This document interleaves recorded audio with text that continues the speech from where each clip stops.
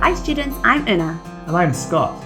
I'm a PTE teacher from the UK. I'm also a PTE teacher from the UK. And we've been helping students pass their exams for years. And now we're excited to help you pass your exam too.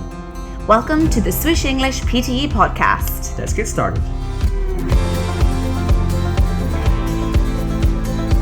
Hello everyone, and welcome to the PTE podcast here at Swoosh English. Today we are doing our top tips series for listening, highlight correct summary. So let's get straight into it, Scott. What is the top tip then first that you would like to talk about? Well, there's a variety of top tips, but I want to emphasize one that might be very easily overlooked. And this task is time management. So I think time management is essential for this task, given that there's quite a lot to do when you're assessing those 4 summaries at the end, that you could very easily spend more time than you need to with this task, and therefore take away time for the other highlight correct summary tasks and the other parts of the PTE examination. Yeah, and then leave yourself in a sticky situation towards the end, being like, I don't have enough time to get this completed. So we recommend that you probably spend an absolute maximum, well, we say 2 minutes, 2.5 minutes per prompt. So if you have a listening prompt that's 30 seconds and you have plenty of time to assess those subjects.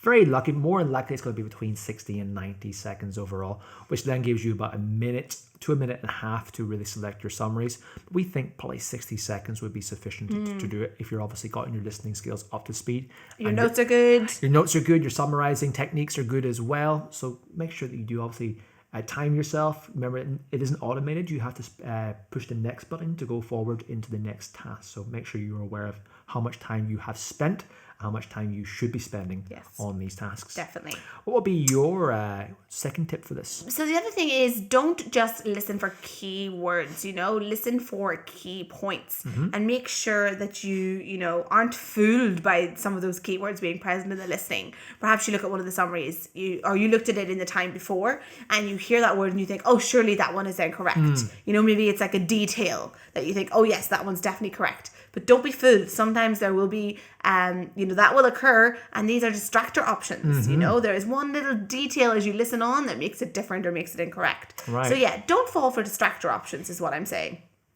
And really listen for the key points overall. Listen to information before and after, and don't get caught thinking, oh, the keywords are there, that must be correct. That must be the correct summary. Yeah, that's a good idea, right? Okay, and then our final point for today. Final point where I like to emphasize just how important it is not only to have your own note-taking system in place where you're able to obviously abbreviate words, but also to note the ideas between words with symbols and other aspects as well, because it is essential that you are listening primarily and writing secondarily. So you want to be able to take down your notes in the most quick and efficient way as possible. So obviously, learn your own system. There are plenty of systems that are online. They might work for you, they might not work for you.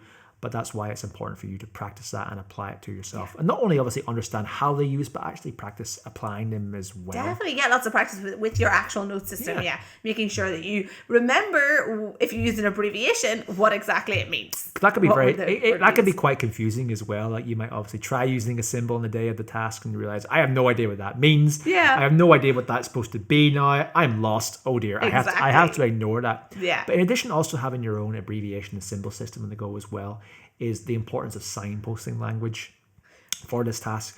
Understand how signposting language is used to convey a main detail coming up, maybe a topical sentence, as well as supporting details, because they are very good indicators about what you will hear next and how that information can be useful for your summarization information. Very good. So yeah, signposting is really useful for this task. Listening out for those key terms that highlight to you what information is coming next. Yeah, I guess one final little bonus tip we'll say as well, we previously mentioned too, but I think is very important, is that do this task alongside Summarise Spoken Text, because both of these tasks involve summarizing in one aspect. One can very easily complement the other. For example, if you are reading summaries in highlight correct summary, then you can obviously use that information going forward with Summarise Spoken Text as well. Yeah, you can analyze the correct summary and say, okay, so what did this summary do? What information did it include based on the listening? And that can really help you for writing your summaries. Yeah, how can that be applied for Summarise Spoken Text? So it could be very useful. Excellent. All right, well, I guess that summarizes our